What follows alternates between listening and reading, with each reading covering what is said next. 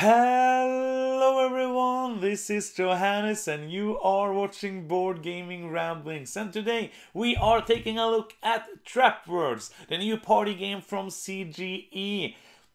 I don't usually play a lot of party games, but after Pictomania, after Codenames, CGE has a great track record of party games, so I was really intrigued by this when I got the press release. Now I have a copy, I played it quite a few times, and I'm ready to tell you what I think about Trapwords. But first, let's do a quick overlook on how to play the game. Let's take a quick look on how to play Trapwords. In this game, two teams are competing to be the player who will travel through the dungeon and defeat the boss monster before the other team. This is done in a word game in a very clever way actually, and I will show you now how that works. The round works like this. You're gonna take a book, every player or all the teams are going to have a book, and you're going to take a card and put into that book.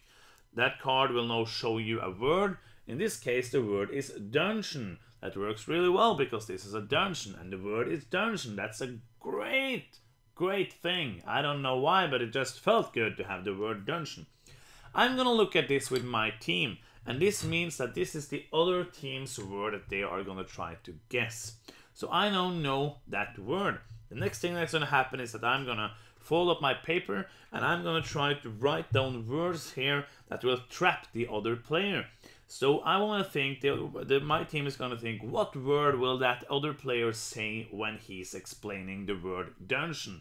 So basically we're trying to go into his brain and see, okay, what words is going to be hard to not use while explaining dungeon, and we're going to write those down on this list. After we have passed the paper around, written down some words, we have to cut down words that there's only the number of words that the other team is on this number. So in the beginning it's 3, you can set it up in many different ways, but in this basic setup it's 3 in the beginning and going up to 7. So it's going to be harder and harder because there's going to be more trap words. After you've done that, you're going to fold your paper so nobody sees it, you're going to give the book to the other player, and then one of the teams is going to start explaining the word. Basically here it's about explaining the word, trying to not use the word, and also not trying to use the trap words. You only have this timer and you only have 5 guesses. So one player is going to explain and the other players on the team are going to guess what the word is. They only have 5 guesses, they only have the time of here, and if the explainer gets near on one of the trap words or goes into the trap words, the round ends immediately. And that's basically the premise of the game. If somebody managed to get the word, they will move forward. If they don't manage to get the word, they will just stand there. If you go into a room where there's a curse, the first round that's played in that room is going to get some negative effect applied to them, so it will make it harder to go further in the dungeon. If no team managed to guess the word, the monster is going to move and push the curses upwards. So that makes it really great, so that you can't really play forever, because when nobody actually manages to guess the words. The game is going to end after somebody wins over the demon, or if there's been played 8 rounds and nobody wins, then the demon is going to win. It's just a short overview. It might not sound so exciting, but maybe it is. Let's go back up and see what I think about Trapwords. As always, let's start with the components and artwork. And this is a party word team game where you don't really would need to have like a theme, or you would need to have cool artwork. You could just basically have a bland board and move around on it. I really like what they've done here. They've taken a strange little game like this and given it a fantasy theme. The theme is the theme stream. I don't really care about that stuff, but the artwork and the components are really good. CGE does basic production quality, and this is nothing else. I really love that there's this monster standees. They look really good. They could have been just a monster marker, like this is the boss, and a card which shows which different bosses were. But this is really cool. They added, I think there's 5 in the game. 5 different looking, different sized monsters that you can fight off in the dungeon in a game that's basically a word game. Artwork looks well, everything looks really great, works integrated into the theme. So components and artwork is really good. let's move to gameplay because that's what we are here for. I was really intrigued and unsure if I was gonna like this game. This game is a lot like a game we have in Norway called Alias. I think it's kind of like Taboo, but it's I just read a bit about Taboo and it's a bit different than that. Alias is just basically explaining words without using the word. I read in Taboo there's some words that you can't use as well. So this is actually kind of like Taboo, more like Taboo if I understood the rules for Taboo correctly. The difference is of course that the other team is writing the taboo words, or the trap words in this case, and you don't know them. So you have to try to think about how you can explain the word in a strange way as possible. Not strange, but like in a not the first thing you come up in your mind, because that would probably be a trap word. And try to explain it in a way that makes sense for the other players so that they can guess it, even though they don't get to hear all the stuff that you would like to say. The thing I was really unsure about would work, like how would it work to sit down and write these words? Would it take a lot of time?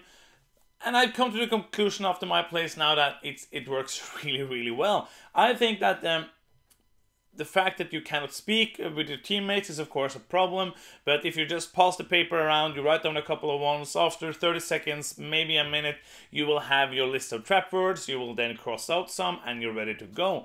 Easy peasy. If somebody spends a lot of time doing that, just use the timer. It's not gonna be a thing that takes a lot of time.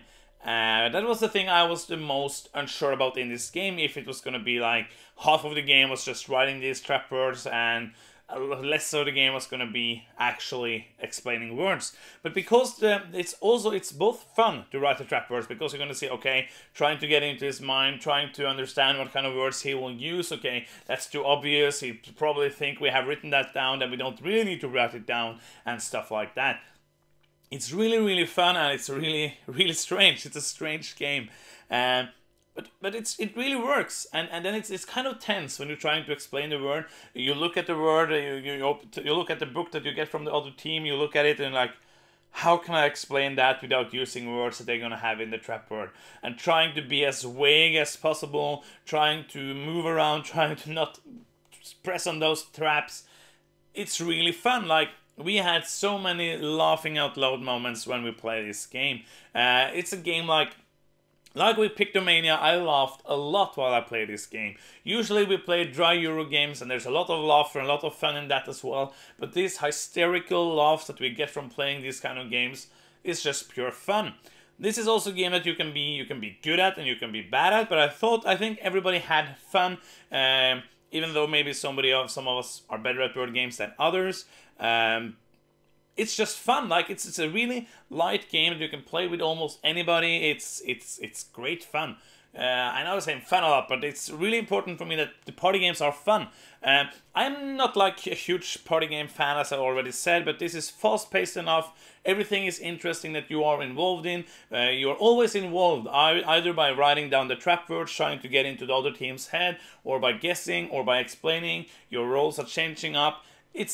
It's always something happening. You're trying to outmaneuver the traps. Are very interesting. They're going to be different all the time, which is going to end up during the game, makes the game different. The bosses are really interesting, which makes it harder to defeat them. I like how they've done everything. It's pretty actually integrated with the team. Like, the boss is harder to defeat than just a normal room. I really like that, and all in all, it's a fantastic party game. Replayability wise, I would say you can play this so many times. There are bunch of cards. All of these have 16 cards on them. Some are like fantasy themed, some are not fantasy themed. We didn't see like a huge difference, but you can get words like dungeon, like we did in the rules explanation in the fantasy version. So much replayability with this, with the curses, with the bosses. You even have like a hardcore version of the bosses that makes the bosses even harder. So much stuff here, like player count as well. I've only gotten to play it with 4. It's hard for me to get to play with huger groups because we usually are 4 or less players. But I think 4 worked really, really well. I think 6 players, 5 or 6 players is also going to be really well because you have 2 players guessing and it's not too many players writing down the trap words. I do think maybe that 8 players is a bit of a stretch because there's going to be you're gonna feel less involved in all the things, but I think 8 players works as well. It says 8+, that means you might play it with as many people as you want, but I think this is a really good with 4 players as well. Most of these kind of games aren't as good with the least amount of players, but 4 players work really, really well. Really, really enjoying this game. Final thoughts, it's a great game. If you're looking for a party game that's different, that has this fantasy kind of theme, if you don't like fantasy, that doesn't matter anyways, because you can just play with the non-fantasy words. It's just pure fun. It's a great family party game. It's a great family. It's a great party game for gamers. It's just all in all a great little package from CGE. And that's the end of my review for Trapwords. I hope you enjoyed it. And that's it. Thank you so much for watching. Please like the video, please comment on the video, and please subscribe to my channel if you haven't done so already. And I will talk to you next time. I'm Johannes. You've been watching Board Gaming Ramblings. And bye bye.